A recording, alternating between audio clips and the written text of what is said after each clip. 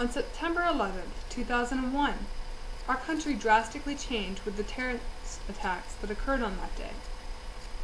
One of the things that changed in America is the way that we travel, specifically air travel.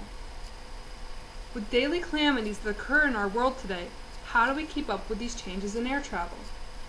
Well, recently after 9/11, our government created an organization called the Transportation Security Administration, or TSA for short. This administration is often updated with the current changes in air travel.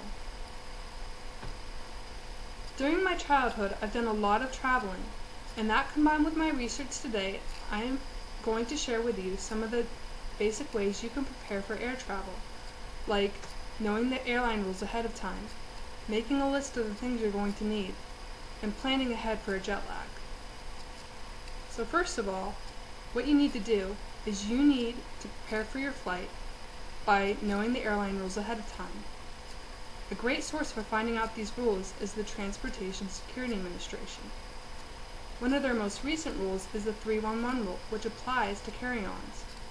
What this rule basically states is what you can bring on a plane, which is a 3-ounce bottle of liquid, one Ziploc bag that you can go ahead and fill with 3-ounce containers, and one carry-on bag that is about this size or smaller.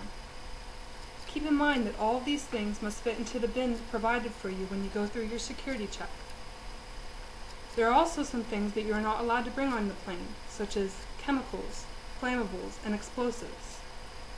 For a complete list of what you can and cannot bring on a plane, make sure and visit the TSA website at www.tsa.com.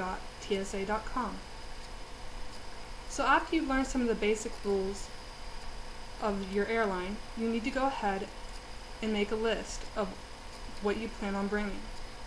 This is a crucial step in the preparation process, because forgetting just one thing can cause you to miss your flight. For example, my family and I were getting ready to go on a trip to England. We were at the airport and we thought we had everything we needed, but we forgot our passports. We spent one whole week running around trying to obtain these documents, and we could have saved a lot of stress if we would have just made a list ahead of time. Some of the basic things that you need to include on this list are your ID, your passport, your plane tickets, and the personal belongings you plan on bringing. There is one more thing that you need to be aware of when you are preparing for air travel, and that is you should prepare for your flight by planning ahead for jet lag. Now, jet lag, according to freedictionary.com, is a temporary disruption of bodily rhythms caused by high-speed air travel that is typically in a jet aircraft. There are ways that you can reduce this, and an article called Jet Lag Reducing Its Effects gives us some tips on this. It states that we should go ahead and get plenty of rest before our flight and also during our flight, as this, when we reach our destination, will be well rested then. Also, make sure that you keep well hydrated on your flight and avoid coffee and alcohol because these can dehydrate you.